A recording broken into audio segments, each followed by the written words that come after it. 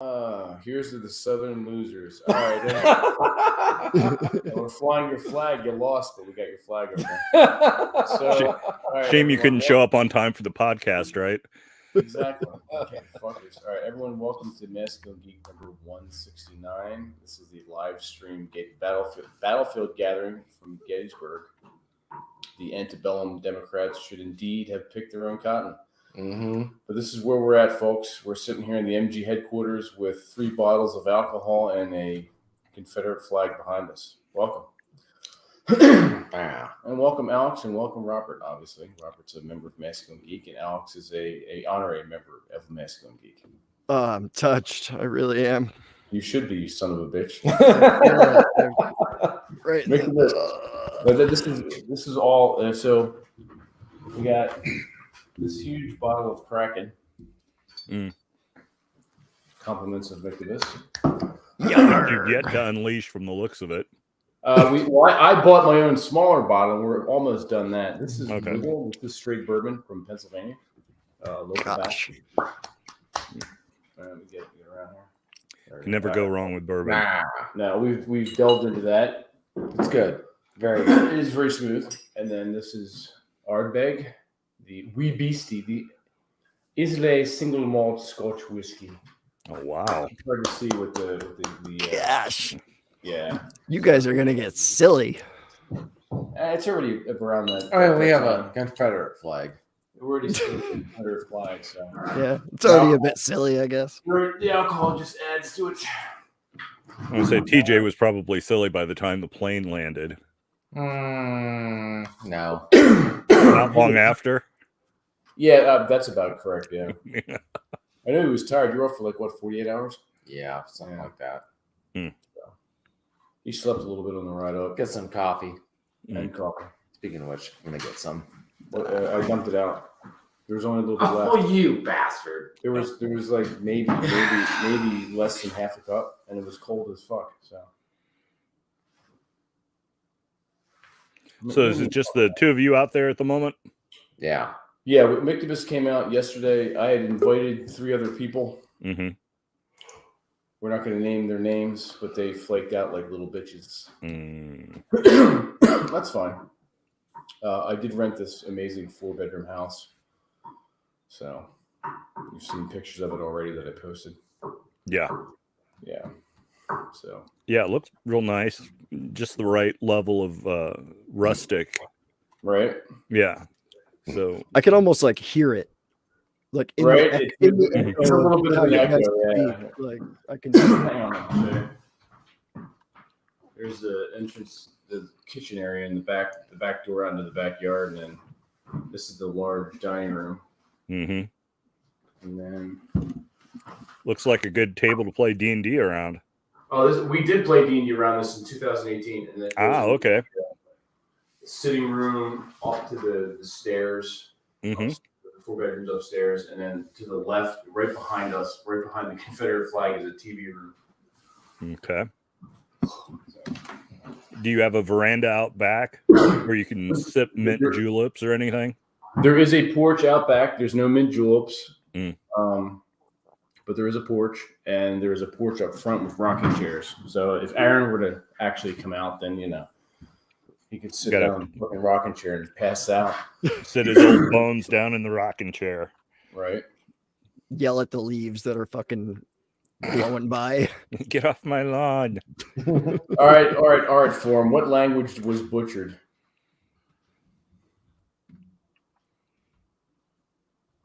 Just be mindful. I've been drinking most of the day, so.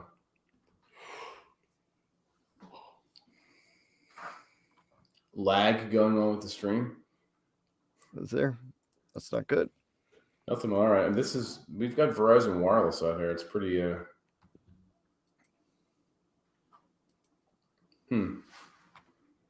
Is your check your phone. Make sure your phone is off of the internet, so we're not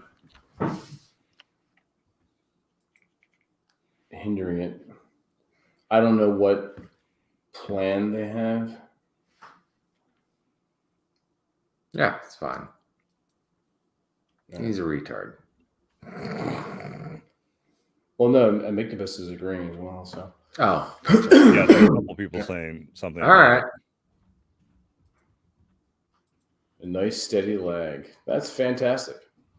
Well, we won't be streaming. Well, hopefully we'll give you a refund. You know. Yeah, right. All the money you're paying for this live stream. There you go. There's your lag right there. Hey, enjoy that shit. We will provide as much value as you pay. I promise you. I promise you. Where are we? Is there any lag now, or is it? I don't know. I mean, you guys are fine. We're fine to you. We're all fine now. Everything's fine here. We're good. Thank you. How are you? I'm not dead. I'm not dead. No, as far as us here, everything seems to be good. If you guys I'm not getting any lag from you guys, and I don't see anything pixelating or weirdness on our end. It looks like we're just really delayed on the YouTube feed. It must be Elon Musk buying Twitter, and everybody's like, "We're gonna have slow internet." I would imagine that transaction is probably taking up all the bandwidth, like just all of it. All right, let me go over to YouTube and take a look. The Twittersphere. I'm gonna refill. So, Robert, you don't like my decorations? This poster, I love this poster. That's literally the only thing I could see. So it's like a bookcase behind you that looks mostly empty and a poster and all this blank wall.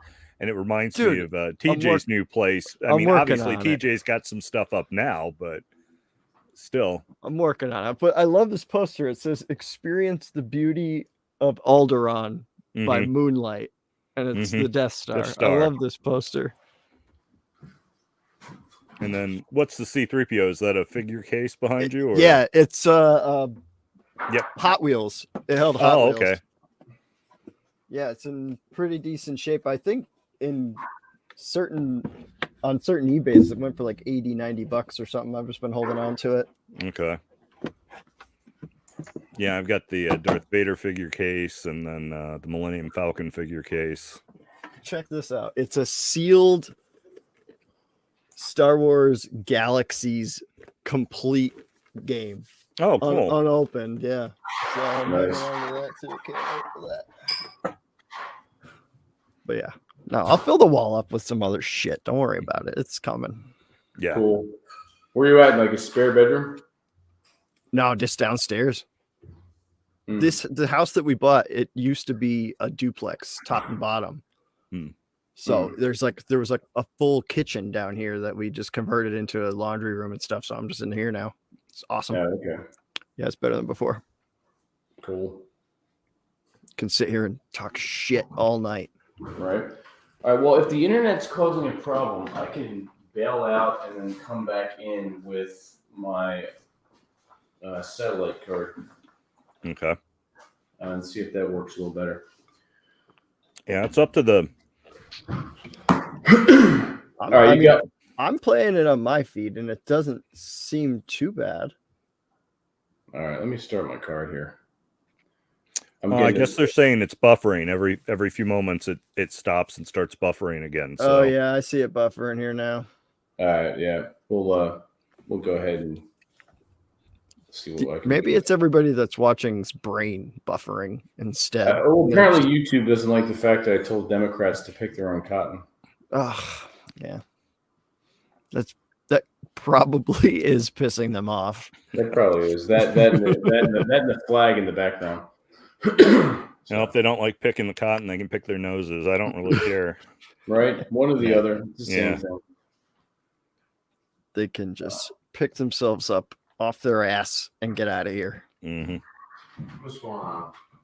I'm going to get the satellite card going and use that internet as compared to using. If that's the case and the show hasn't started yet, I'm gonna go get myself a drink. The show must go on. And this is good because this has full fucking bar. We're gonna use this. All right, here. Give me your glass. There you go. I got a right down there. I got a Gatorade bottle. I don't have no. I might be able to hit that opening. I don't. We'll see. Be right back. Hold it still.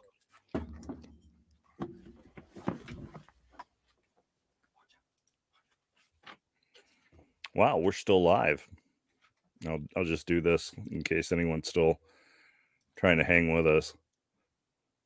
Although, actually, with the delay, this probably won't be seen until Vince is back. So we'll see what happens.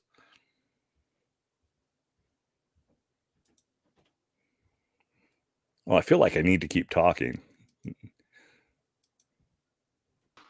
Yeah, there he is. We're back. Told you it wouldn't take long. It should have gotten a little bit better because we are now on a Verizon, a full-strength Verizon satellite card. So, okay, you guys, let me know what the buffering is like.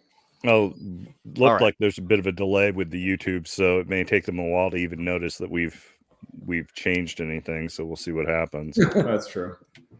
Well, there's always Twitch, and there's always the Twitter stream. August in the chat. He's really old, too, right? I invited Nick, but he said he originally said he might be able to make it, and then he just instant messaged me and said no. Yeah. Yeah. He saw that he couldn't handle the flag. Oh, jeez. I think Noble might show up. Representing one of the neutral states. Right? That never existed. Yeah. Arizona wasn't a state until 1912. Yeah. So. Well, he keeps claiming he's actually originally from Maryland. So. Yeah. Well, they were fighting. Yeah. Yeah. So. That wasn't there. None of us were there. Yeah, we're old, but we're not that old, TJ. We're not that fucking decrepit. Yeah, you are. Well, You're that crotchety. Like, well, hell, TJ, you crotchety. act that old. He's one of the youngest old men I know. Youngest grumpy old men I know, right? Woo! Indeed. If anyone is still lagging, reload the stream. Stop that, dude! Don't do that. With the basement under here and with the floor, it's just echoing everywhere. The house is gonna fall over on him. No, it's just pissing me off. He's OCD. I do have OCD. Well, it's not exactly Being like from Maryland, nothing to be proud of. yeah. Especially now. It's like saying, I'm from Rhode Island. Nobody gives a shit. Pretty much. You can't really say that around Vince, though. Like, being from New Jersey, it's like you're already way at the bottom of the shithole, right? So it's like you can't. New Jersey had privateers, and we had great taverns and distilleries. I mean, and you guys, the rest of the state, the rest of the nation had dick. Mm-hmm. So we did have that going for us. Now, if you said Vince, you got the Jersey Shore now, and you've got corruption and smokestacks and all this other shit now. Correct. Historically, no. All right, I could. Yeah, I could New get Jersey behind was that. actually really cool, and then once they became a part of the United States, it was like all downhill from there. Yeah, it was part of the original 13 colonies. Yeah. It was part, when it was still part of England, apparently it was all right. Yeah. So there you go. Indeed. Yeah, everyone reload their browser who's watching, and I guess anyone who's going to come in now should be fine. Apparently the house Wi-Fi for streaming is shit, but my backup plan, which I'm glad I brought, has full strength and is working nicely, and we've got 95% battery power, so we're good. Good thinking. Yeah, so now we have a fully armed and operational show. Cheers. Well, I don't know about operational or functional. Shut the fuck up. Oh shit! How you guys doing? Oh, not too bad. All right, what are you drinking? This, Yeah, what's that? Yeah, you went to get it during the break. It's a so. Sauvignon Blanc that Cool. my father-in-law stopped by yesterday and asked me if I could go to his house and help him move something in his garage. And he's like, "Here, take this with you. You like reds?" Francis Coppola. Oh, I can say that it's a cheap bottle of wine and it tastes so. All right. Yeah, I was gonna say it's not the best, but it's not the worst. and not too in a bad, pinch, and a pinch for a Masculine Geek live stream, it's okay. Right. Exactly. So I'm trying to pull off my best Vince here. I just need a paddle. I just need a paddle or something. Fucking take a picture. There was no need for paddle in this trip, despite what TJ was asking me. So I'm like, no, I'm not doing that. Yeah, TJ's small enough you could just put him over your knee. I'm not doing that either. I would have to cover him with the flag. Who is the guest today? What guest? This is not a guest. You don't know who Swerve is? That makes sense. Yeah. Honestly. What, the guest part? Yeah. We're covering I'm not TJ too with memorable. It's fine. No, I don't know. I wouldn't say that, but Well, it's yeah, been a it's while fine. since you've been on. It's Well, true. You've been on several shows. Yeah. Homeschool it's- time is just late to the fucking party as usual. It's just it's been a while since Vince actually fucking invited me. Actually. You want me to show everyone the Twitter DMs? You're like, I can't make it. I can't make it. I can't make it. So Show him, dude. Fucking show him. I will show. Bring you it out. Your shit stain. Get your receipts. Let's see yes, them. Forum, you will be there for the guest tomorrow. Now, tomorrow is a Masculine Geek Life Fortress / Zoom meeting. That is only for Masculine Geek Life subscribers, and we'll be having Jack Donovan on there. Mhm. So, if you're not a Masculine Geek subscriber, you are shit out of luck.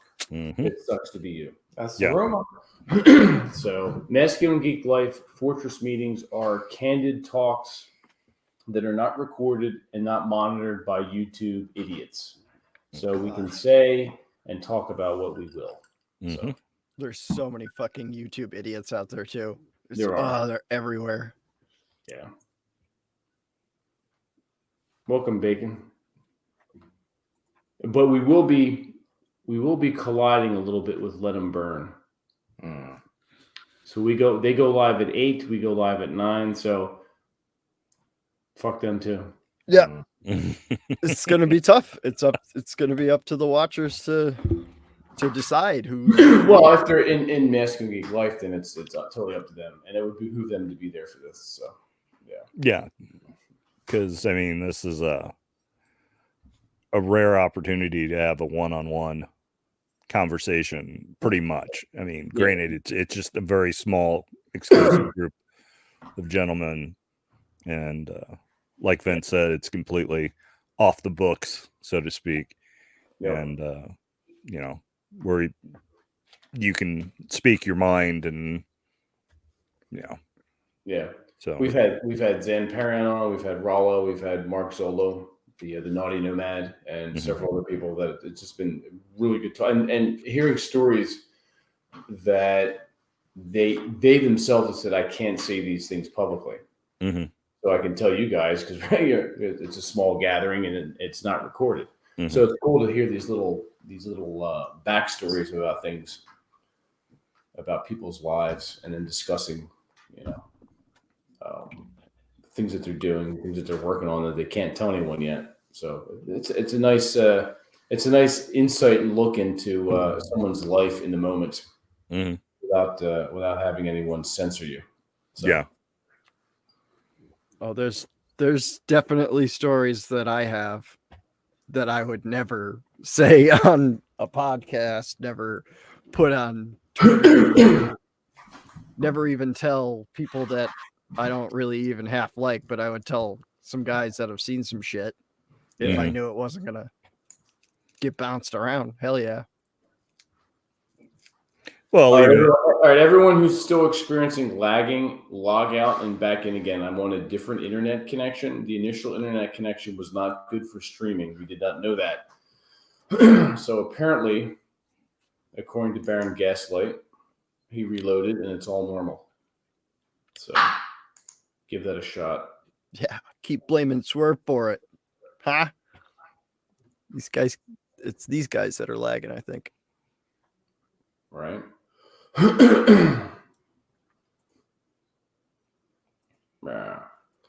So let me know if it's still lagging. well, we're definitely got a big delay on YouTube from what I can see. That might be just a fucking YouTube thing now. Yeah. Are we lagging on Twitter? I will have to check. I've been waiting to see if and there we go. I'm getting the spinning wheel on YouTube of us cycling through again. So the lags, and I just saw it on Twitter. So that's weird because usually StreamYard will. I'll get a notification like up near the on the top left hand side of the screen for us. I'll get the time that we've been live and a little eyeball icon with the number of viewers. And normally, if the lag, like if we're experiencing some sort of internet issue on our end, I'll get a message, and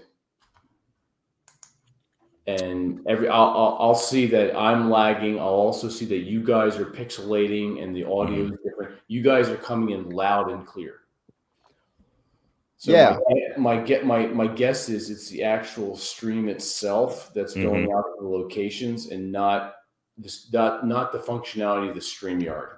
Yeah, it's probably maybe Elon Musk is buying Google right now. Something's happening. Apparently, YouTube and all the streams just do not like a Confederate flag in the background. What can I say? That has to be it. Yeah, as far as being in the stream, I'm not seeing any delay with you, not seeing any delay with Alex. Everything's fine. You guys sound good, other than obviously, Vince, you're not in a room that's got much in the way of soundproofing. But that's it. Everything else is fine. So yeah, it's probably server side. I think so. And then Ed just mentioned that YouTube. I seem to recall this happened one time before with YouTube, and it just wasn't us. It was the YouTube servers. Yeah. All right. Well, we'll make the best of it. I mean, hopefully tomorrow it clears out. Hopefully it's better for the Zoom.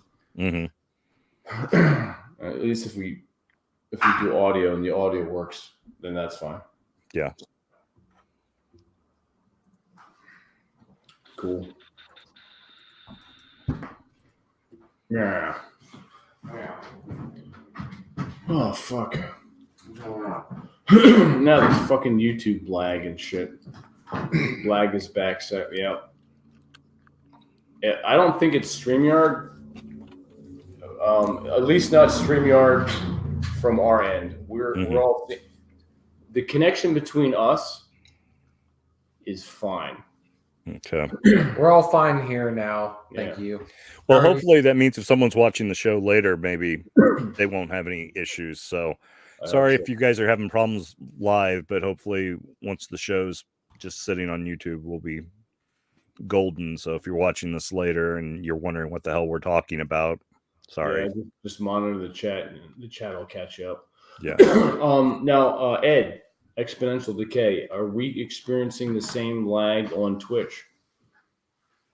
That's a good way to troubleshoot. I want to see. Yeah, definitely. Oh, I didn't know that you were multi-streaming right now. Yeah, I've got I think it's like the mid-tier level of StreamYard I paid for, and it allows me to stream out to 3 locations. Heck yeah.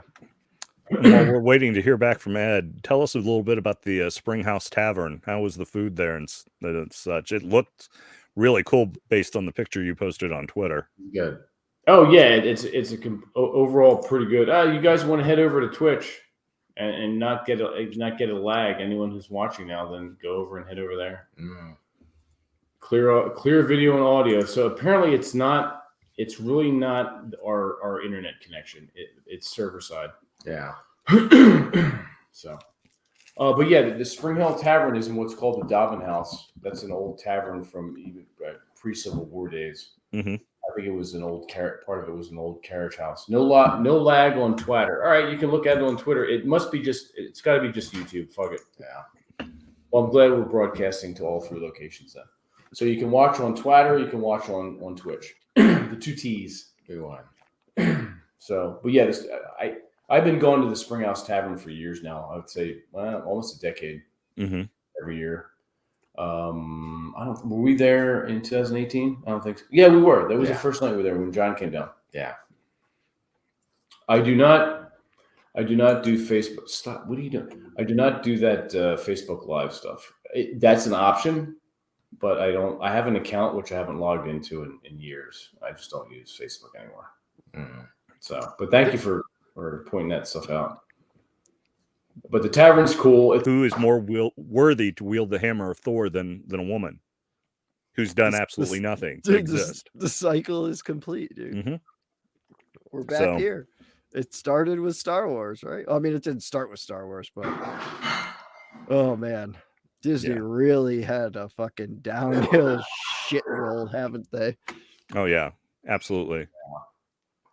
I mean, and you know, they would employ something other than dung beetles on their writing staff, then maybe they'd be able to do something better than roll shit downhill. But yeah, you know, it is what it is, and that's fine. I'm not their target demographic anymore. I'm not their market. Great. I don't have to give you my money. I don't have to watch your crap. Yeah, it hurts though, doesn't it? It hurts to know that they're fucking it up, but whatever. No, it's true. It's true. It hurts. It hurts to know because we think of what could have been. Yeah. Mm-hmm. What could have been. We know that. We know what I'll get. No good. Yeah. No, go for it, TJ. This is the closest we're going to see to TJ crying. Everybody watch. Watch. Like, I think a lot of us know. What I'm saying. We know. It's like, the Star Wars universe, like all these authors build up a universe. So we saw in the book world what could have been. Mm-hmm. And then they just... Yeah, man, the word to describe what they did with the film world. Mm-hmm. Like, and so we know what could have been, and they didn't do it. And that's part of the problem is like our generations know what could have been, and they just didn't do it, or they screwed it up or whatever. And it wasn't like young people, like this was older people. So, yeah. I don't want to start crying, so I'm not going to. Don't weep, dude. Yeah, I don't want to weep. No weeping. The force is strong with this one. It's gonna be fine, TJ. It's gonna be fine. Did you steal that from Bacon? No, this. Cool. This Rob. This was a gift. Yeah, right. That's cool. Is that like a bobblehead or some shit? Well, in the back over here, yeah. Oh, okay, cool. So I'm assuming you like Darth Vader. Anakin and Darth Vader are my favorite. Okay. Of like any fictional character that has ever been. Really? Okay. Well, like, dude, talk about wanting to cry. Like, for me, and I hate Hayden Christensen. He sucks ass. He was, but to not see him, he was a whiny bitch. But to not see him in the final fucking film of the Skywalker timeline, like, eat shit, Disney. Go fucking choke on it, dude. I hate you all.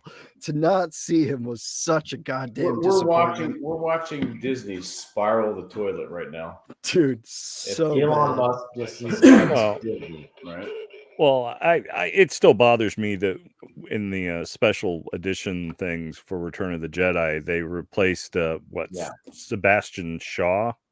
Yes. Who played older Anakin and replaced him with Hayden Christensen, and then you have Yoda and Ben looking at each other and then looking over at him, and it's like, who's that?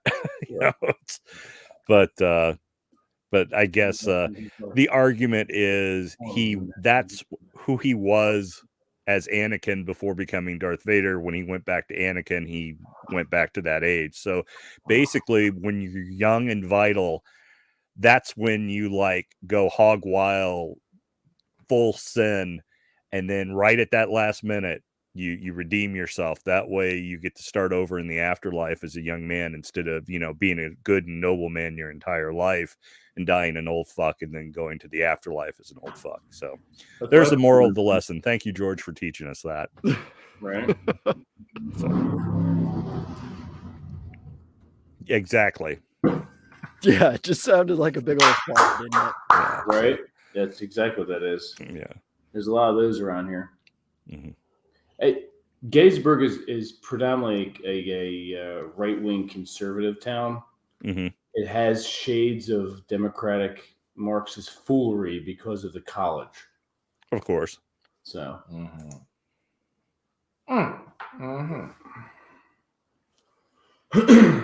Now, Vince, how did you didn't drive your bike there, did you? No. Okay. No, I'm not putting TJ on the back of my bike. TJ's not going to be the bitch on the back. He's not going to be the bitch on the back. Nope. So no, I picked TJ up. He got in at 5 and some change in the morning on Monday morning.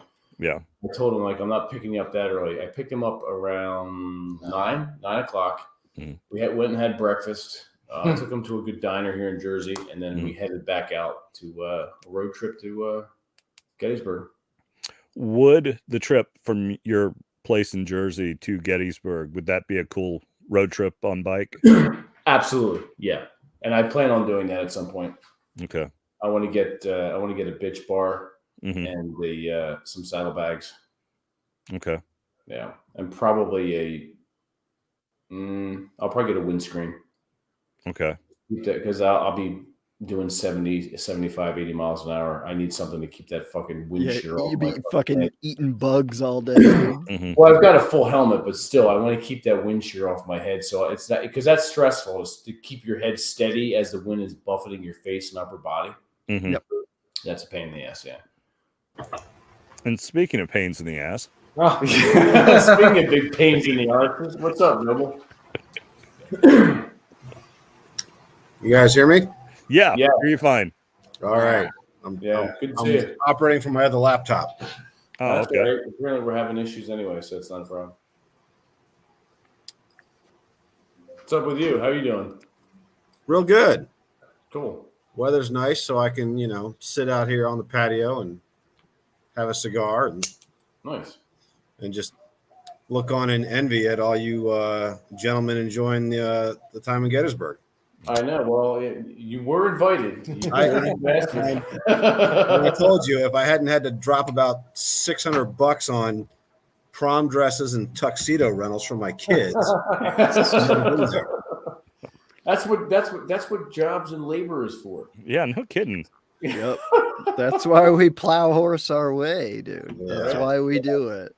Nah, you only have to do it once, though, right? Just once. Obviously, next battlefield gathering, wherever that is, wherever that is, you're invited up. So, well, the westernmost battle of the Civil War was fought just about 45 minutes south of Picacho Peak. So, all right, if you want a cozy spot in the wintertime, yeah, that'll be cool. We're down for that.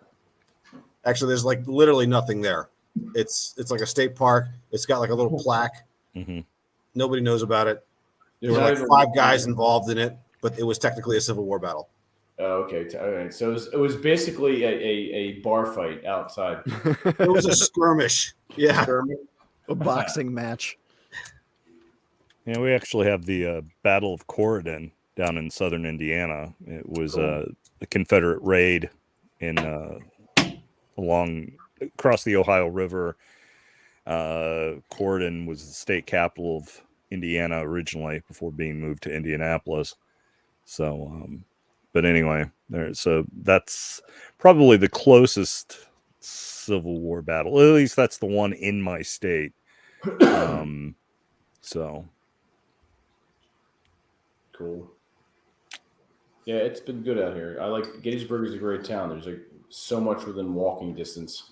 There's very little driving once you get in. Obviously, we can walk out to Cemetery Ridge and a few other places. That's so good. Yeah, it's right around. Yeah, it's right around the corner. But we're near cider houses, distilleries, wine rooms, bars, restaurants. There's a fucking comic book shop here. There's the Union Cigar Lounge, which we're at last night with Mick DeBis. He joined us. We had a cigar, hung out for a couple hours. Nice. Yeah, it's been a good time.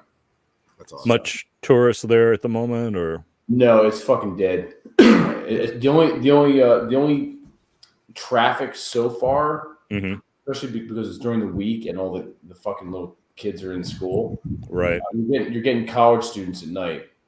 Okay. You're getting the decent eye candy of the college girls. Mm-hmm. Yeah, my cousin played baseball for Gettysburg. Oh, cool. There. Yeah, he was a pitcher back in the day. Nice.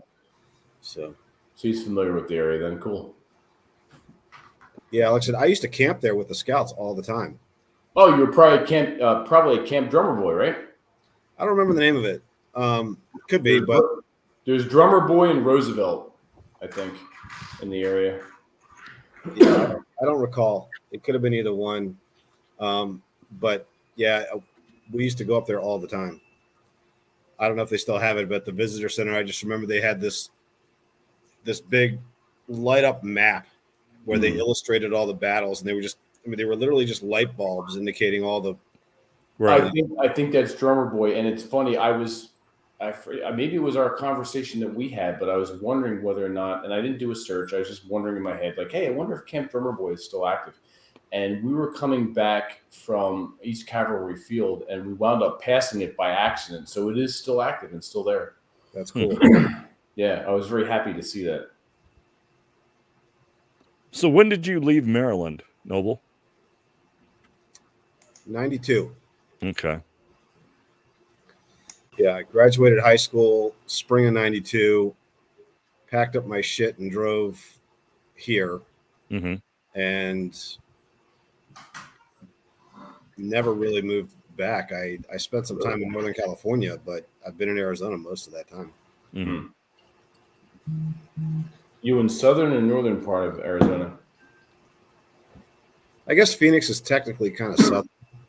Oh, okay. You know, most of the state is actually mountainous. It's the southern desert where everybody lives, though. So, you know, Tucson and Phoenix and all the surrounding. Yeah. Mm-hmm. I have a friend that lives out in Suarita, about 2 hours outside of Tucson and about 13 miles from the Mexican border. Hey, he's by the Army base there. Yeah, probably. And you said Tucson's kind of a crap hole? Yeah, I'm not a big fan. I mean, I can attest there's people from Tucson, I apologize. I mean, it has its charms, but I don't, and it's hopelessly Democrat. So, you know, it's like the Austin of Arizona, but not as cool. Okay. Nice. A lot of California transplants there, or just how it developed? It's a college town, maybe because it's closer to the border. I don't really know how it got that way. It's always been like that, though. Okay. So even before it was like, you know, cool to leave California because you couldn't afford to live there. Like Whoopi Goldberg's had a house down there forever. Okay. So I don't know what it is, what the appeal is, but they're all down there. It's a dry heat. They just, I mean, it makes sense. They kind of freaking gather together. They have all these weird things that they got to keep up with, being woke and all. So it makes sense. Well, all Borg have to, you know, hit their regeneration cubes, right? And exactly. Stuff, so they have to, you know, they assemble. Yes, it's more of an assembly. What Borg do when you're a part of the collective. Bastards. Yep. But yeah, I had a flight attendant who's from Denver, and she was talking about growing up there and just how different Denver is now compared to her growing up there. You know, how it's really kind of gone downhill since more and more people from the left coast have kind of made Denver their home. So it got very trendy in the 90s. You know, they did I knew a girl from there who, you know, was how they had redone, I mean, basically gentrified the downtown area and you know, redone the airport and all that. And, you know, all these microbreweries popped up, you know, around the area, and it was like Seattle 2.0 in the 90s. Right. Yeah, that kind of stuff it's cool for a little while. Like when it first actually comes into play. But like I used to love going to microbreweries and trying out new brews, and now it's just like God, like all the guys that are there, usually it's just a bunch of douches that I can't stand them, dude. Yeah, it seems to get overrun by the skinny jeans crowd pretty quick. That's that's how I would describe it. We have a lot of micro distilleries here in Jersey, but we don't have that fake beard, fucking flannel wearing skinny jean culture that followed with it. The good thing about, I know the one of the laws that had changed, the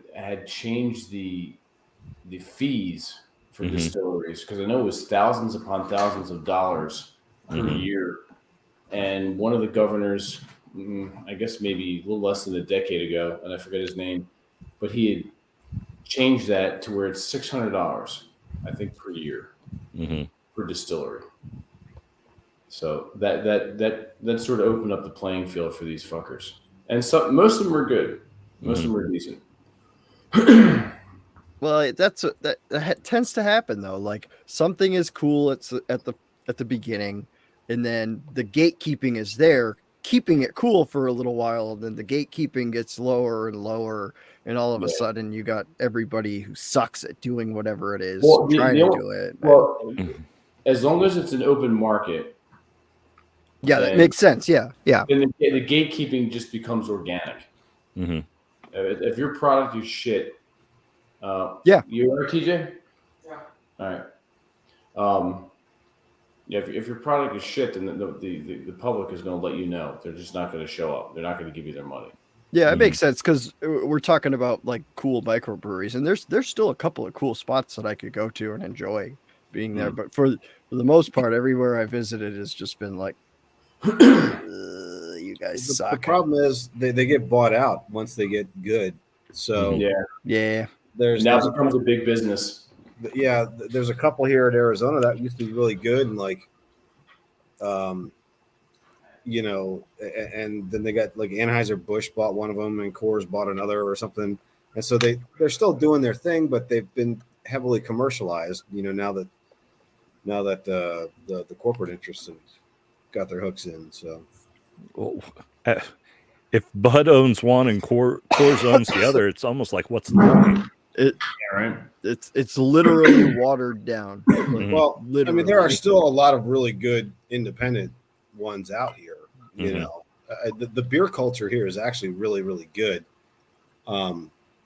If you like beer, I don't drink a lot of it, so you know. But when I'm in the mood for a beer, I can get a good one. You know, locally, that's pretty decent. But there's a lot of the bigger ones have gone the sellout route, and I mean, it's just how it is, right? Like the money is money. So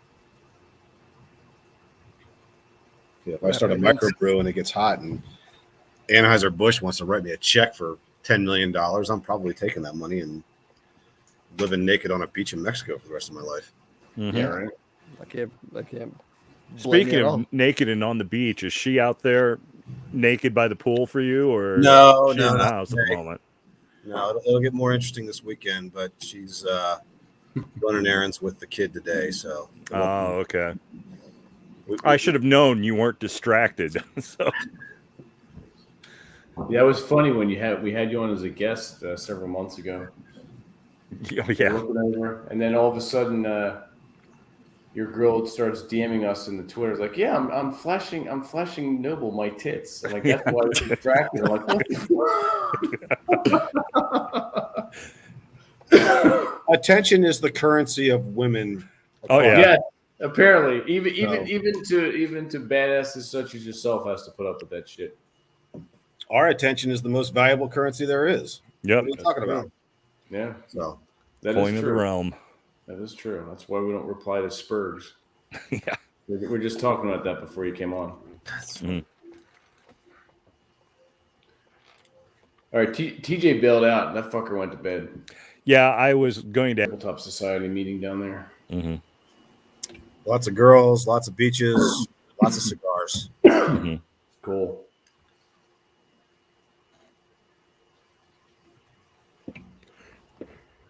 Going on fresh and fit. Dude, oh God. No. Bring the dude. Get ready to yell at drunk chicks and hope you can kick some of them off. That'll be so much fun. Yeah. Oh yeah, that's not. I have nothing against those guys. Are cool. They're funny, but that's not our thing. No. Yeah, it's funny, right? But I don't know, something about the message that they send that like it's the most masculine thing to like, I don't know, try to have intelligent discourse with women. Yeah, I mean, the joke kind of writes itself. Yeah, exactly. It's the brand of women that they bring on, and they do that for a reason. Oh yeah. Yeah, I know. I get it too. But like let's get a bunch of chicks drunk and try to talk philosophy with them. It's like, the fuck? I did plenty of that in high school and college. Thanks. Right. Don't worry. Like, I don't need to do stupid shit like that. I've never seen that podcast. You're not missing out. Don't worry about it. Yeah. Well, even Rollo at times will talk about the fact that you reach a point of diminishing returns, at least in the trying to have a conversation with them. So, right. But Alex, are you doing a regular show other than just some Twitch gaming? Not really a regular show, but I've been releasing a video every weekday for the past few weeks. But it's not really a show. I did one gaming live stream on YouTube. Bacon was there for that, and we've had a little bit of fun. But I mean, my streaming schedule is going to be adjusting soon as I start the new job. So right. So, but I will do something because the channel has picked up a little bit of steam. So I'm going to lean on that kind of hard. What are you doing content wise? I am making fun of retarded black pillars. I know I'm reviewing red meat content. Like, I'm reviewing red meat content and pointing at the stupid shit that they say. That's your target, is the black pillars. It's not I'm not really targeting the black pillars. I'm targeting the people that are consuming black pillar content. People that can hopefully see a different side of it and go like, all right, it doesn't matter how mad at women I am. Like, this is not the way. Like, so you're talking, basically the ones that are like, well, the game's rigged, so I'm not going to even play it. Kind of stuff. It's guys that they'll go on and they'll film themselves reviewing TikTok after TikTok of girls complaining about Chad. Yeah. And I'm like, okay, they're complaining about Chad. You're complaining about Chad. Maybe try to be a little bit like Chad and you can get with the girls. Like, I'm just trying to point out another side of it, because a lot of people, they go and say like, okay, we have this problem here of, for lack of better words, like spurgy, nerdy guys that are growing up in an era where the lights really aren't fully on and they don't understand it. And they're going like, I just want to get with chicks. But there's these guys that are reviewing what chicks are saying online. And yeah, it sounds crazy, but all these guys have been told that they're just supposed to be the good guy and they'll get the girl. And that's, I'm sorry, it just doesn't work that way. So I'm just trying to say like, hey, stop trying to be the good guy. Start understanding what's really going on, because the bad guy is the guy that's telling you that Chad is evil. That's the bad guy. Well, the thing is, the good guy might eventually get the girl, but that's after she's been through 20 to 40 bad boys, maybe even had a few kids with them. And as long as the good guy has a job and can support her or her kids, he might get her. He may not get her when he gets her, but he'll at least be able to pick up the check for her. So, I always, the game is the game, and the win conditions are different for all of us. Yes. So, and sometimes winning can actually be a loss, because, you hunt when you're hungry. When you're not hungry, you're not hunting, and you need to always be hunting. And you get comfortable and, it's like, yeah, I don't need to work on writing today, or I don't need to work on bettering myself today because I'm happy. And that can be dangerous. So you need to be a little unhappy, and you need to be a little bit hungry at all time. And, you know, and some guys just discipline themselves to always be that way. It doesn't matter how happy or content I am. I'm getting my ass up in the morning. I'm going to the gym tomorrow morning. I'm going to sit down and I'm going to work on my book. I'm going to work on something that gives my life meaning or fulfillment, or that matters to me and means something to me, or will bring me profit or bring me, you know, whatever things it is that I want. And I mean, I wish I was in that latter camp. You know, I also wish sometimes that I had a more Spartan existence, or would rock that minimalist lifestyle that Cappy talks about. Obviously, I don't. But when they burn my Viking longship, you know, it's going to be a hell of a blaze, baby. All this is going to Valhalla with me. So, you know, so, I mean, Noble's kind of an example of that. I know you've talked, well, the first time you were on with us, you were talking about, you know, setting that discipline and some of the stuff that your dad had instilled in you to do. So, well, what we have is a lot of people.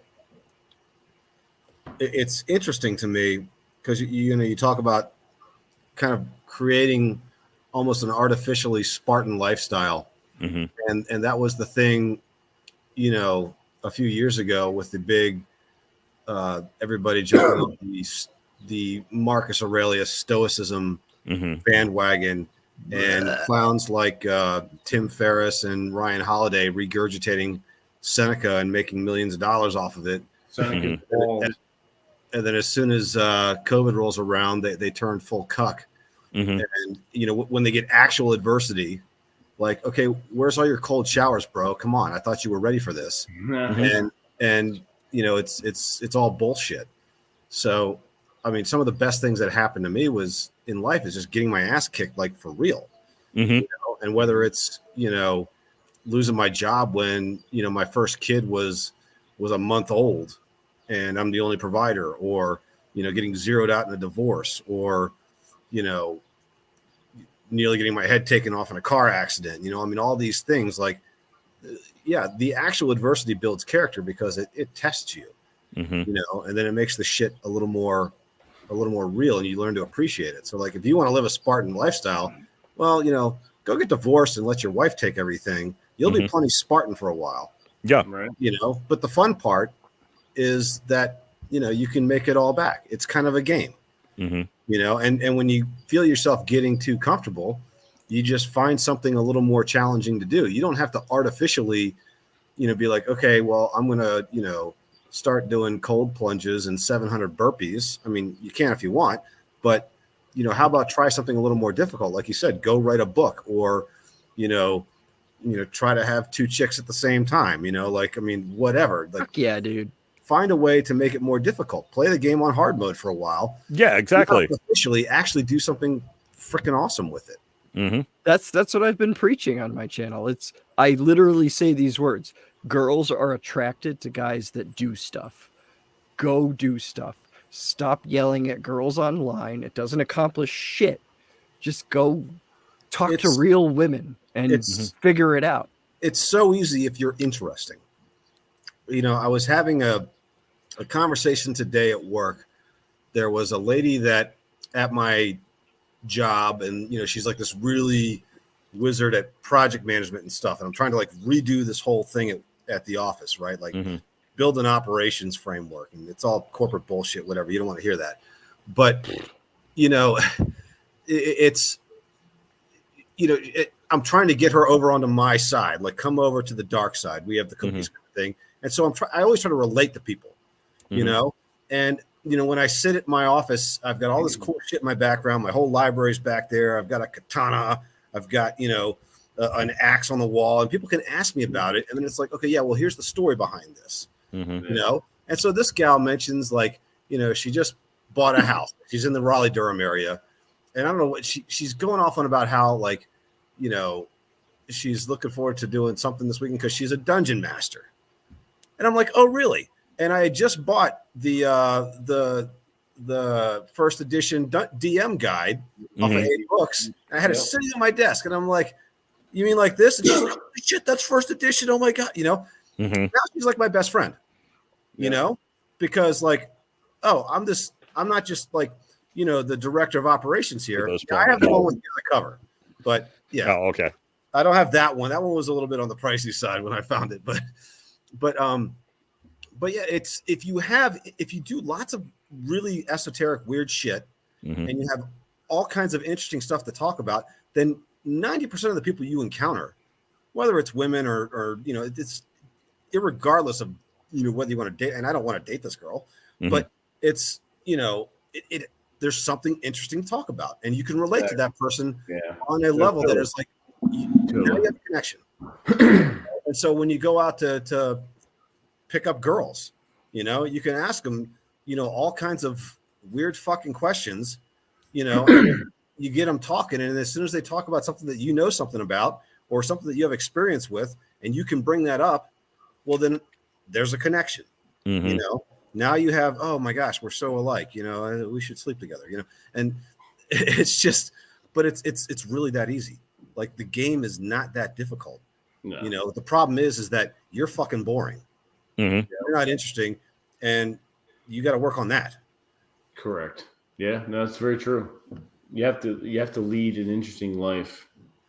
And that even applies in your, if you're just going to be like a dude who's married and you want your wife to continue to be fun and interesting and playful and all that stuff. And you if you're an interesting guy and you're taking her on adventures. Yeah, Alex, it's still boring. Shut up. Yeah. And she'll be into that, you know? Like, when go ahead. I was just gonna kind of jump back to saying, like, that's what the smart, not spurgy guys have figured out, because like if you want to go all the way back to like evolutionary talk, it's like, you know, we were built to do things. We weren't built to sit around and think about shit. You have to do stuff. Feed, fight, and fuck. Well, yeah, man. And you know, you look at all the pictures and statues of the ancient Greek philosophers, they were all jacked. Like, these guys didn't just sit around the forum and bullshit all day. No. You know, the bullshit was kind of an afterthought. Yeah. They were doing athletic shit. Most of them fought in the army. Yeah, you know, most of them were soldiers. I mean, and went on campaigns. and it was considered like that's how you made your name, was to go out and you know, kill a bunch of Gauls or some shit. And you became, you know, more famous. The problem is that I run into a lot of this with my coworkers, when in rare instances that not my core friends of coworkers, because they're pretty solid and they're plugged in, but the generic ones I run into randomly. The problem that they have is they've fallen into, oh, well, we have this technology, we have this comfort, and it's here for a reason, and we don't need this stuff anymore. They don't get it. They don't see the need for that. At our very base, men need to feed, fight, and fuck. Yep. And when that is suppressed, that's when you have fights and shooters and problems and spurgs online creating problems because they're not getting laid. They don't realize. Watch Fight Club, you know? Exactly. Nah, dude, Fight Club ain't enough. Fight Club's not enough for these idiots to see it, because they just go, well, Tyler Durden was a Chad. Duh. Well, the thing is, even something as simple as a group of guys that like each other, or at least can tolerate, each other, sitting around a fire at night, passing a bottle. There's something magical about that. There's something mystical, primal. There's something about that you can't quite put into words. Well, we did. And there's a reason for that. Yeah, well, it's in our blood. It's in our blood because we did that for thousands upon thousands of years. We've only had electricity for what, a little over 200 years. Yeah. If that really, as far as like its production value, and that's a huge thing. TJ and I were talking about that when we were wandering the battlefields, as far as like why people see that there's problems today and there are issues very similar to what we've had forever. Why are we not doing anything about it? And I said, well, we're not doing anything about it because we have so many distractions. Civil War times, everything happened, whether you're south, north, it doesn't matter. That was the forefront because that's all there was. There was nothing to distract you. There was no electricity to turn on at 7:00 at night so you could do something else. You had to go to bed because there was no fucking light, and the burn candles was expensive, and lamp oil was expensive. So you rose and set with the sun. There weren't a shit ton of books in production to have at the corner store. Food, the preparation of food took hours.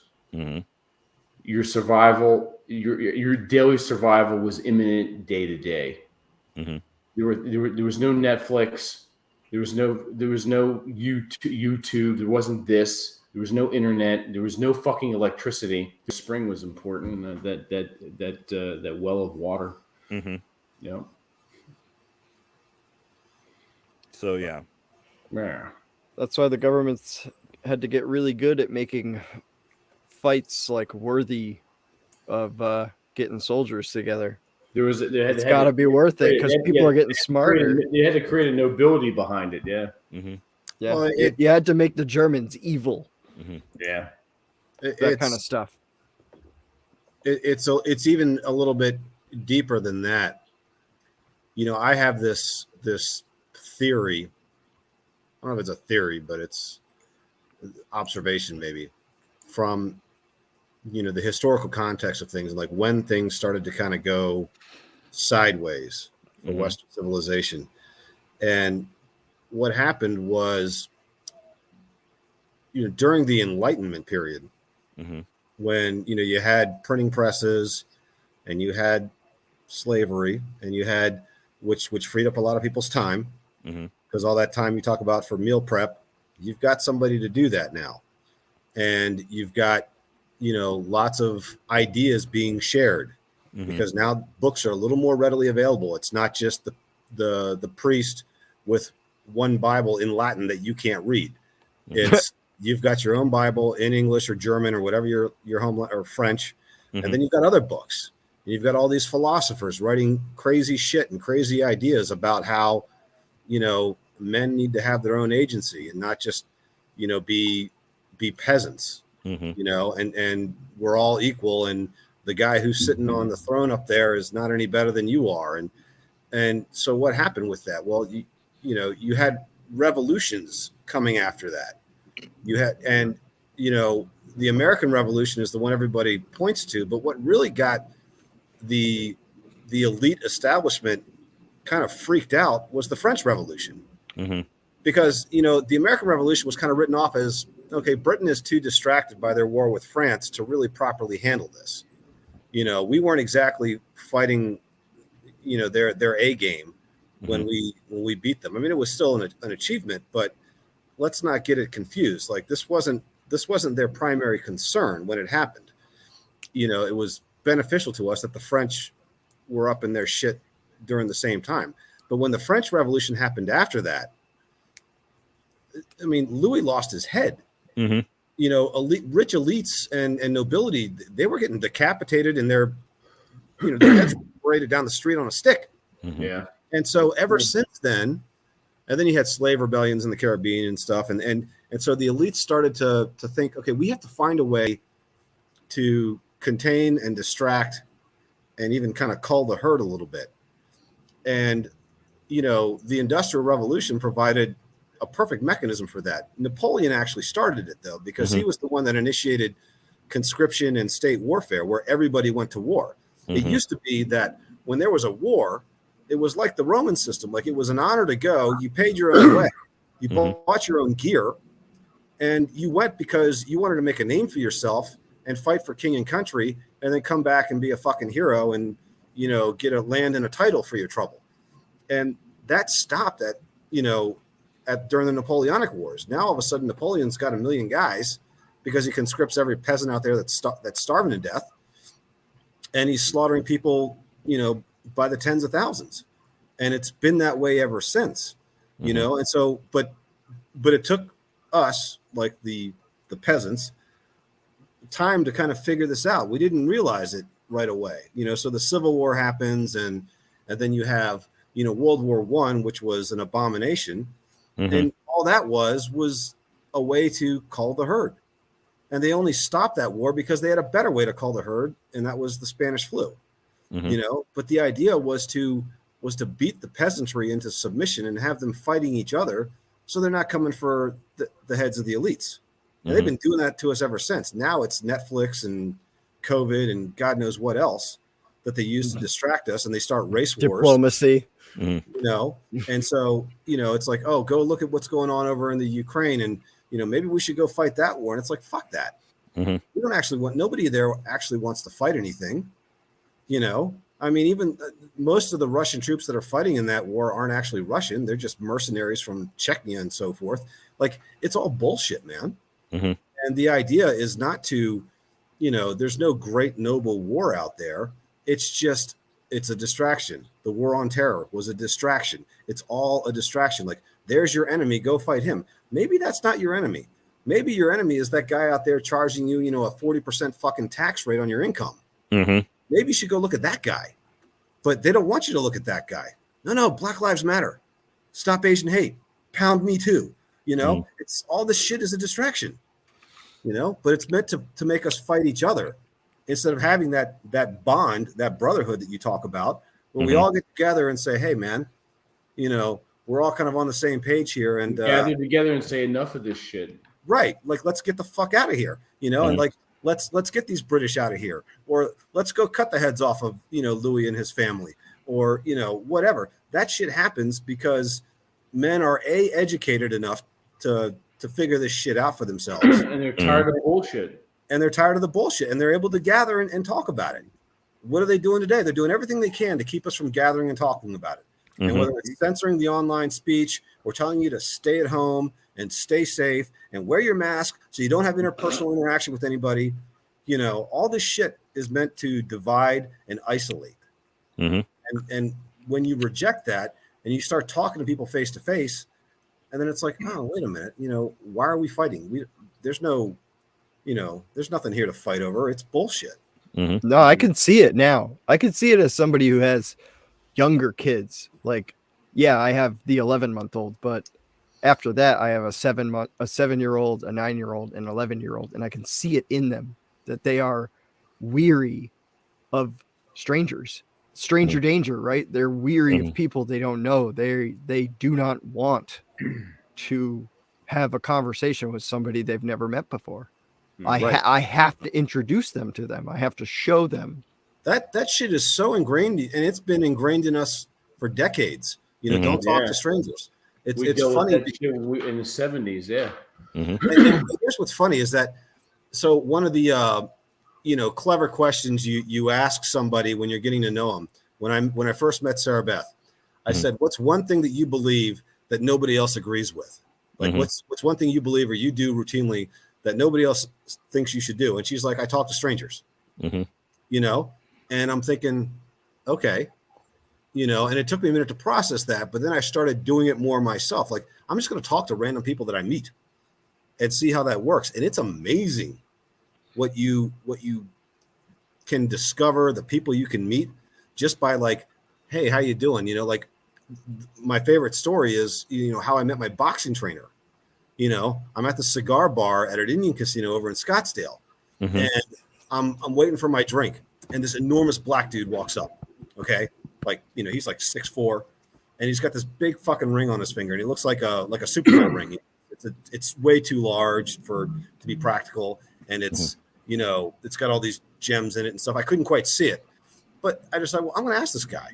You know, like, and now most people would not, like, they see a very large, very muscular black dude. They're not inclined to say hello. You know, we're taught not to see that as a scary person. But I'm thinking, here's a guy who's just sitting in a cigar bar like me. We can talk. So I'm like, hey, buddy, what's the ring for? And he's like, oh, it's a Hall of Fame ring. And I'm like, really? Hall of Fame for what? And he's like, boxing. And I'm like, no shit. And then we just start talking back and forth. And before you know it, it's like, oh, yeah, I trained down at this gym in Tempe. You should come by. I'm like, okay, great. That's right near my office. You know? Right. And it was like, That's just cool. like that, you know? And I never would have met the guy. And you can look him up. Obed Sullivan. He's a legit heavyweight. Yeah, I've heard of him. Danny Tua and Klitschko and all these guys. He never quite made it all the way, but he was very, very close. Yeah, You I've know? heard his name. And I'm not even a big boxing guy, and I've heard his name. His nickname was the Fighting Marine. He was legit for a few years, you know, early 2000s and so forth. So I looked him up as soon as I got home. I was like, holy shit, this guy's legit. You know, he's fought some real guys. Like, I want to learn to box from this guy. You know, and it was just utterly fantastic. And and that was shortly after I had met Sarah Beth, and I started applying this weird, you know, idea that she had, which was, hey, go talk to strangers. I'm like, okay, let's try that. And ever since then, every opportunity I get, I'll strike up a conversation with the most random person on the street, just if I think that they might have an interesting story to tell. And it, you know, so if we do more of that, it takes all the power away. It takes the division away. Yeah, I mean, that's we've been TJ and I have been talking to random people in Gettysburg, the same thing. Yeah, for sure. Yep. Yeah, there's a lot of people out there that will say things like there's no cheat codes to life, and I get what they mean, but there's cheat codes in our current state of this life, and it's just talking to people and listening to guys that have been there, done that. You know, Well, it's stuff that we've done for thousands of years. Yeah, we've gotten away from because of the internet and technology. Right. It's almost like, oh, talking to people, that's a novel idea. You know, asshole. That's what we did for forever. It's just what we do. It's becoming a problem because we have all these socially inept people coming up now that can't have a conversation, and they can't do anything without, you know, they're convinced that, you know, their feelings are the most important thing in the world, and they have to. Everything has to be about their feelings. You know, one of the reasons why, like, I got promoted so much at my job was because I could have a conversation in a crisis situation without, like, getting emotional about it. Yeah. You know, these guys would get upset, you know? And so visibly upset. Yep. Yeah. Like, visibly, like, they're like, you know, and they're swearing and they're losing their shit. And this is a business call, guys, you know? And so if you can just, like, calmly navigate this feminine emotional chaos that everybody seems to project, great shit, and you're expected to live up to that, you know, and to have your mask on the wall someday. And that's what Julius Caesar grew up with. But he's like, it wasn't just Julius Caesar, the whole of Rome was like that. If you were a Roman citizen, that's where the bar was set, was like, look at what your ancestors did, look at all the barbarians that he went and killed or whatever, and you have to equal that or do better. And so it created this ecosystem of just hyper elevated competition. And it wasn't men necessarily competing with each other, although they were, but they were able to cooperate because the idea was for the glory of Rome. And the idea was to honor your ancestors by being at least as great as they were, if not a little better. You know, bring something fresh to your family name that maybe all those other 20 guys on the wall didn't do. And that was hard to do. And that was the expectation that was set. And we don't have that today. No. Most of us can't trace our genealogy back more than 2 or 3 generations. You know, if you ask somebody, what was the name of your great-great-grandfather? They're like, I don't fucking know. You know, they don't know. You know, and I mean, unless they're Mormon, then they probably know. But, you know, they don't. And it's because it's not valued anymore. Well, and half the time you don't have a family unit that is that, you know, cohesive where that is passed down. And we're a lesser society because of that, because we don't honor the ancestors that we had.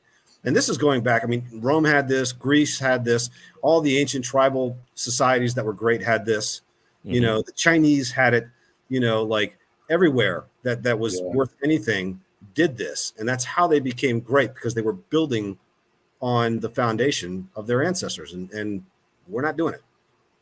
Well, and even certain characters, you know, became like gods, or you know, in China, you know, Guan Yu is still in some places revered, and which is one of the reasons why the Chinese Communist government is taking down this huge statue of him, apparently, because no one person can be greater than the state.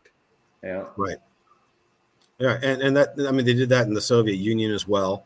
Yeah. You know, the modern radical Islamic regimes have done that all throughout the Middle East. They tear down the statues and the memorials and stuff. We're doing it here. The Confederate War statues. We're doing it here now, yeah. I mean, Confederate statues, yeah. we tore down statues of Teddy Roosevelt and Thomas Jefferson because they were problematic. And like this, the problem with this is that, you know, yeah, every great man in history did some nasty shit. That's how he became great. But if you don't tell your kids that they're descended from that greatness, then what do they believe? Nothing. They believe what the state tells them. Exactly. Yeah, to Robert's point, I was actually thinking about this earlier this week, thinking like there's something within me that I think a lot of other people, not just guys, probably women too. There's something within me that is constantly thinking about how my actions are affecting everybody around me. And I think that that's something that gets ingrained or something like you need to be weary and conscious of the people that are around you. But it just seems like everything I do, I'm constantly thinking about how it's going to make everybody else feel all the time. Those ripples in eternity. Yeah. Like it's always on my fucking mind. And the only time that I feel better is when I tell myself to shut the fuck up about it and not worry about it. Exactly. Like that's the only time that I feel better about the situation is if I'm like, God, I don't give a fuck what these people think. Like I really don't. But yeah. Hey, Alex, you said something about having to leave us here soon. Before you do, where can people find you and watch you? And dude, I also said that the conversation got way too fucking interesting to leave. So he's like he's still here. So okay, good. Robert, what the hell? But we could, I'll plug the shit out of myself later. No, I've always enjoyed talking to Alex. I just haven't seen him in a while, so it was, good. You guys are. I'm glad you invited him, Vince. You guys are scratching my nerd boner right now. Right, here's a big plug. Alex and I once a month are going to stream live Diablo 3. Yeah, we're gonna fuck shit up. Yeah, we're gonna go fuck up some monsters and do some quests, and we're gonna just talk some shit while we do it. So tune into that. We're gonna figure out how to work that. That'll probably start in May. Yeah, we'll figure something out in May. Yeah. So I'm still here for the World of Warcraft guild if we get that started. That'd be kind of, an MG World of Warcraft guild. That'd be kind of cool. I think that would be the only thing that would get me to play that stupid fucking game again. I never played it before. Neither have I, dude. We could do it though. Like, listen, that game is the best game really that has ever existed, and that is why I can't touch it again. Well, I can't. It's too fucking good. Noble's over here enticing us with with an MG World of Warcraft. I can't, dude. World. It's like crack. I can't do it. Well, okay. Well, in that case, we have to get Robert and Noble into Diablo.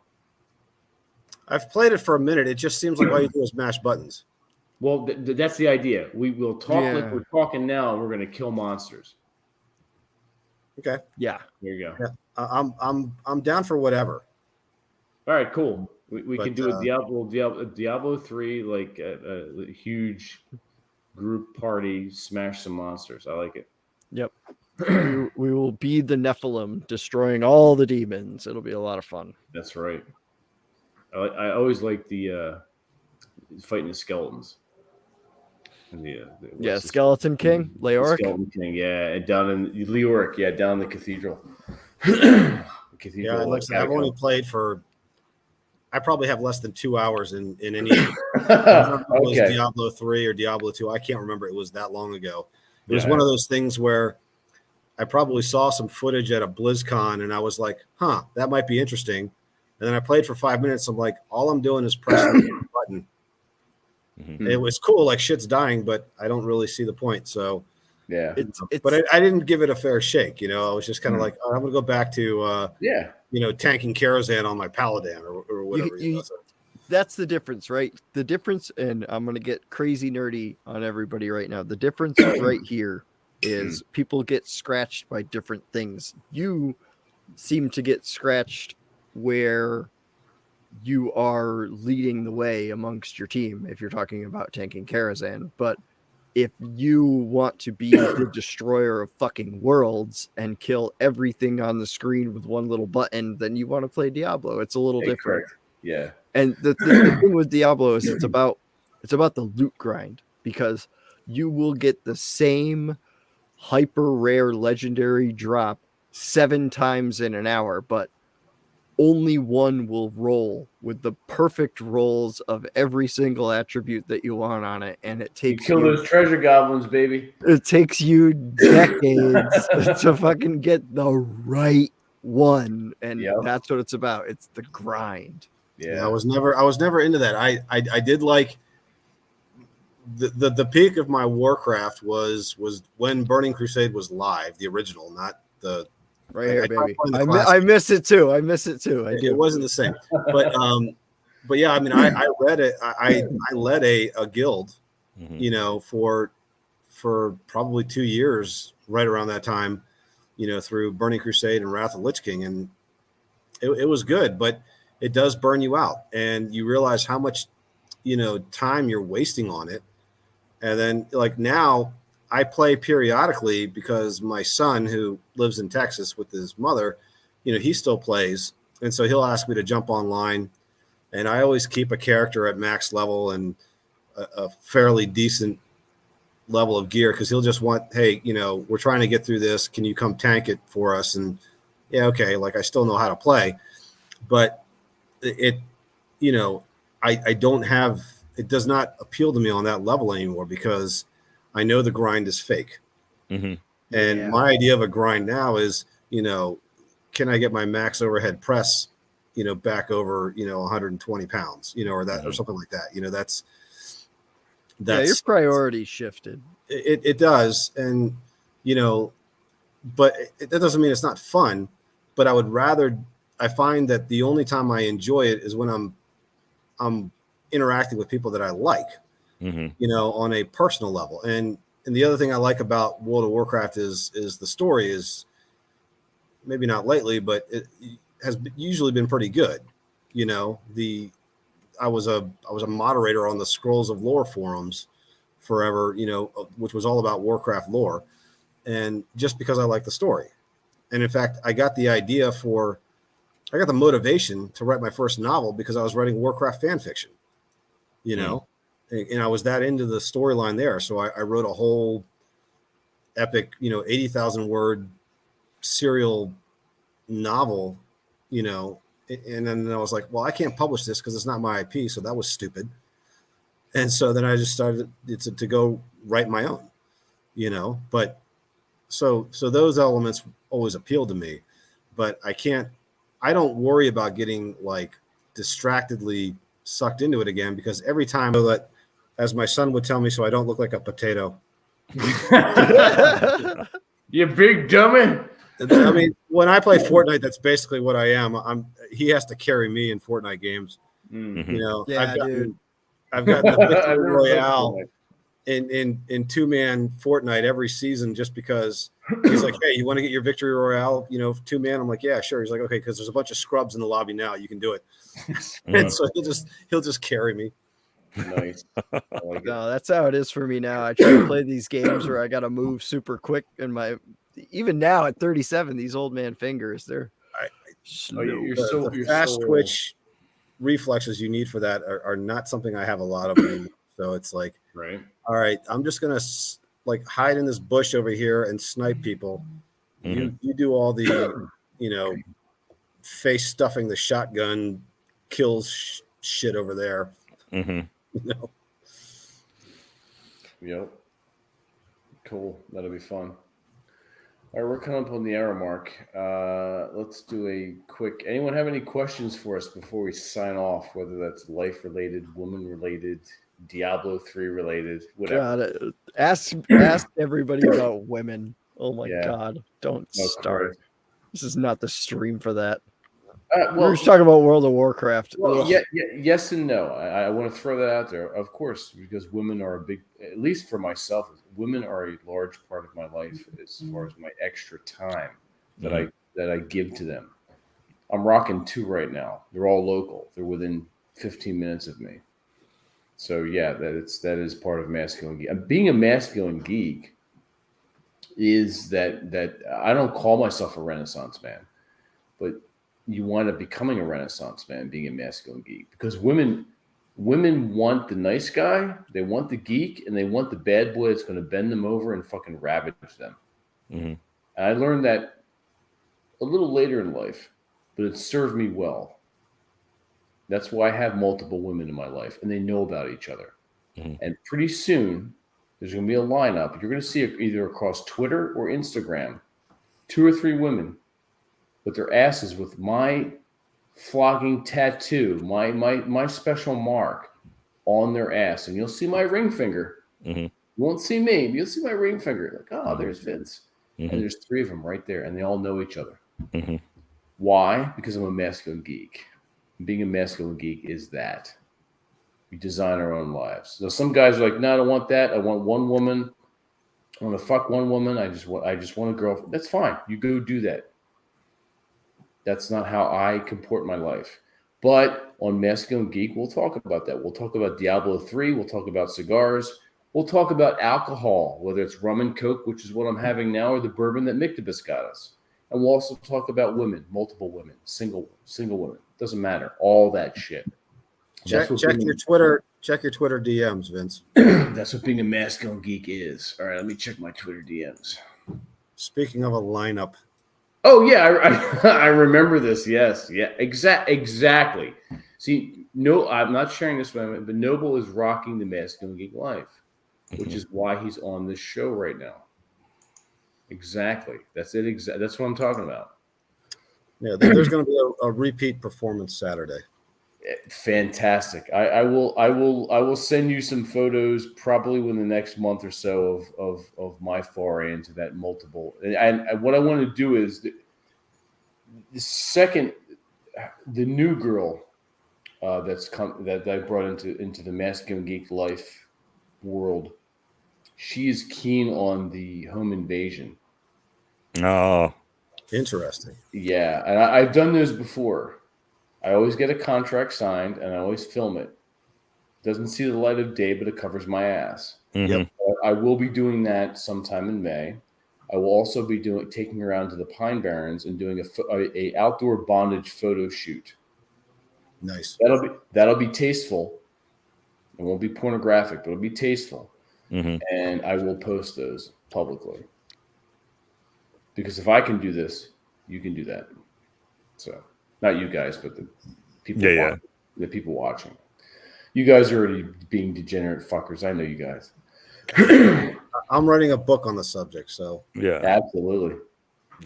Well, I was just there had been somebody talking about mattresses on the floor or futons on the floor, and bringing women home to that, and whether or not they sleep with you and such. And I'm sitting there thinking, I've got a picture of my futon / mattress on the floor. Nice. A naked girl posing behind a pillow with my vintage Death Star in the background behind her, as well as several other toys. Nice. So, yeah, you can get a girl naked on your mattress on the floor having sex. And this is post-coitus, of course. And with your vintage Star Wars figures surrounding her. It can be done. So you got to do some stop motion animation around her crotch. Yeah. But God damn. So, right? But that's what I said earlier at the beginning of the show. There are different win conditions for all of us.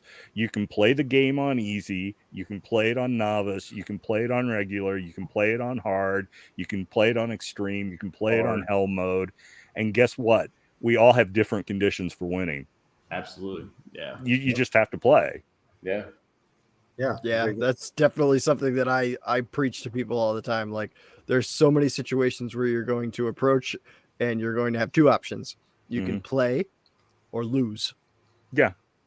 And you can either join in and have a shot at it, or you can just sit back and still be a fucking loser. Right. Yeah. And I've got those choices happen all the time. Yeah. And you can spend your money on vintage movie items, posters, CDs, vinyl, Japanese toys and comics, whatever, and still have women make babies with you. So, you know, if you want to be a dad, you can do it.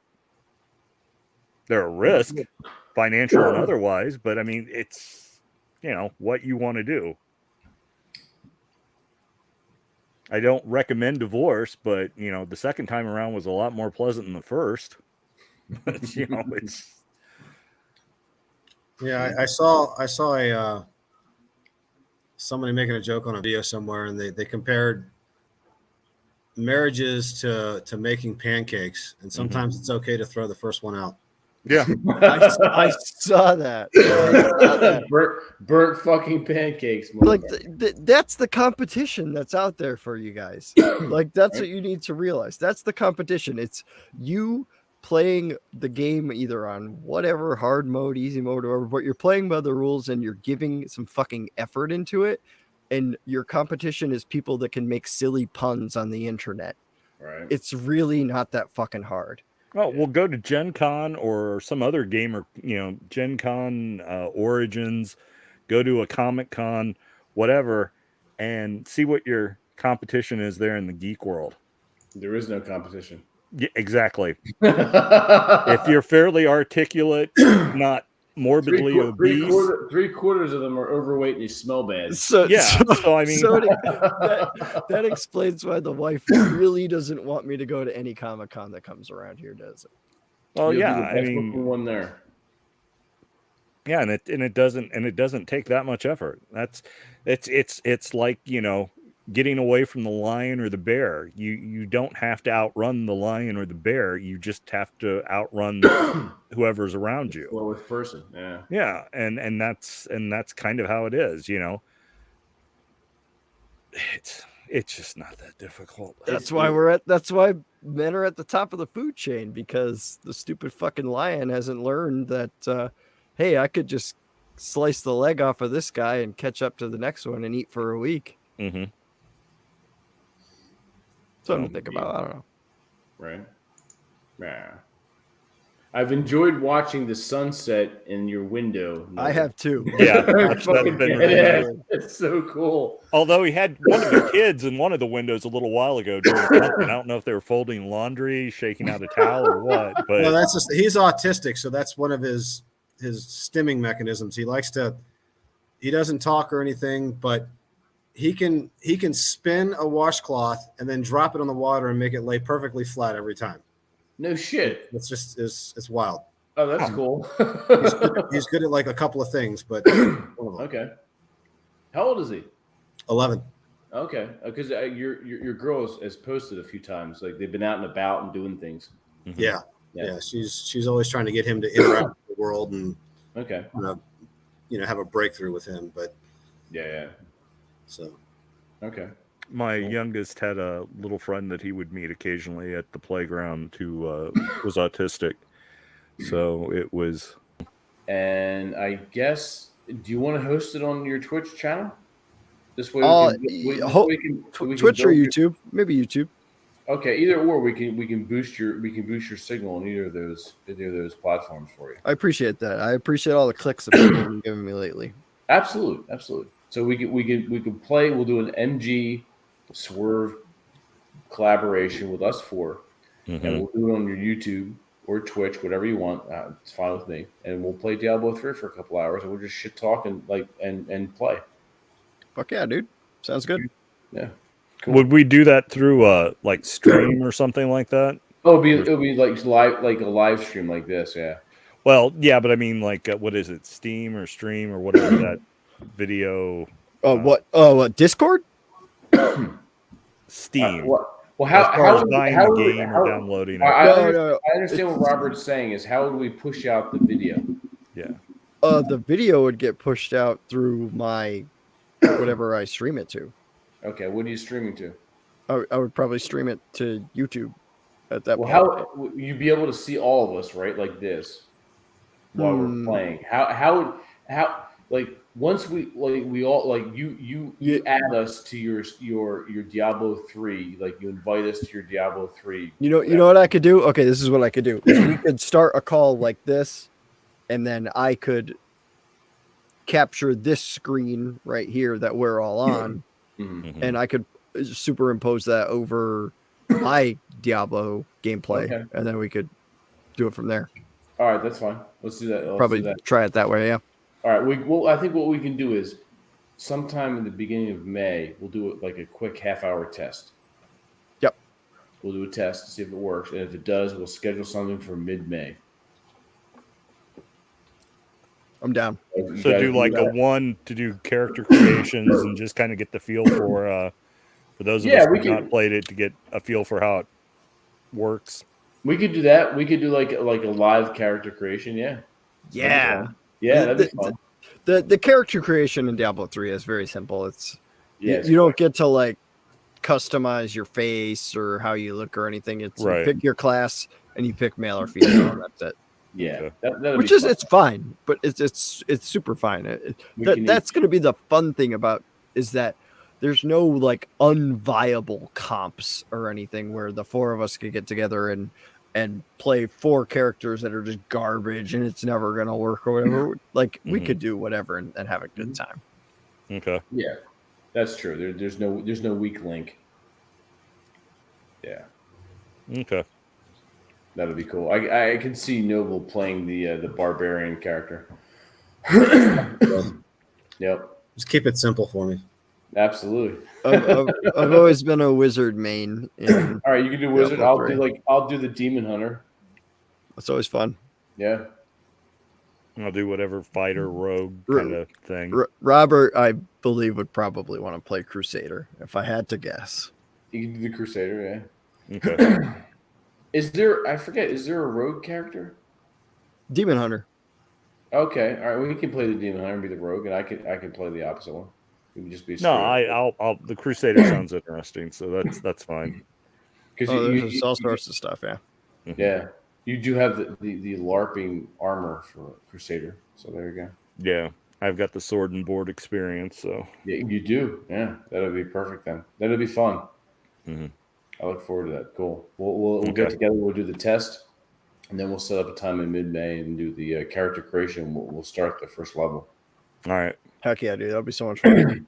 Yeah, absolutely. All right, everyone. We're into 2 hours and 13 minutes. This has been a great chat. And once again, this has been Masculine Geek number 169. 169 shows. 69. Nice. That's right. Well, 69 is kind of a waste of time, actually. And they say the South will rise again, but it didn't tonight. Yeah, right. It didn't show up. That's right. So this is the 2022 MG Gettysburg Battlefield Gathering, and the antebellum Democrats should indeed have picked their own fucking cotton. Son of a bitch. Mm-hmm. I'm glad everyone has joined us. I've had fun with the chat. I've had fun with the panelists. As always, it's a pleasure to see you, gentlemen. It's a pleasure to talk to people in the chat. And until next time, which will be for Masculine Geek Life subscribers, will be tomorrow evening at 9 p.m. Eastern, will be a private chat with Mr. Jack Donovan, the author of The Way of Men, and his latest book, Fire in the Dark. Mm-hmm. So unless you're a Masculine Geek Life subscriber, you are shit out of luck. Sorry, it does suck to be you. Mm-hmm. All right, until next Wednesday, we'll see you all later. And Noble, how about you take us out? I was not prepared for that. I know. That's why he picked you. That's why I picked you. Oh, hang on. I thought for sure it was going to be me. I know. Right? Oh, hang on. We'll stop. Hang on. All right. So, Robert, where can everyone find you? We'll do a roundtable. Where can everyone find you? Robert Kuzlin on Twitter, YouTube, and of course with the Masculine Geek. So there you go. Okay, Noble, how about yourself? Where can everyone find you? Sociopathletic.com and at Sociopathlete on Twitter. It's primarily where I'm at. There you go. That's true. And last and least. Definitely least. Certainly youngest. Certainly youngest. Oh, I'm 37. I'm so old. Who fucking said that? You did, you son of a bitch. No, I said I'm in middle of the road. You are middle of the road. You can find me on Twitter, Alex_Costello or Alex_Costello9. Spit the dirty dick out of your mouth. Or something on Twitter. Bacon linked it earlier. You can find me over there on the YouTube channel. Where did he? Here it is. It's right there. It's right fucking there. Yeah. Find me right there where I shit on the black pillars and make fun of why they suck at life. Jesus. Yeah, I'm savage, dude. I can't stand it anymore. Really? Sounds like fun. It's not for you guys. Like, you guys are gonna be like, yeah, I don't give a fuck about these guys. These guys are a bunch of losers. And I'm going like, here's why these guys are losers, and you shouldn't give a fuck about them. You got to send them over to Masco Geek in your channel, right? You're damn right I will, dude. Exactly. Anybody that goes over there should be here already. You know what I'm saying? Absolutely. And like I said, sometime in May, we're going to do a live stream Diablo with everyone that's here, with Noble, Robert, and Alex, and myself. And you can join the chat, I'm sure, and we can all shit talk together. So, I'll probably end up making like a fun edited version of the video, which could be something interesting too. That would be even better. Cool, yeah. But it'll definitely be live stream, but you can upload different pieces and do shorts and stuff too, I'm sure. Yeah, anytime that Vince does something dumb, I'm probably gonna counter. Right? Cool.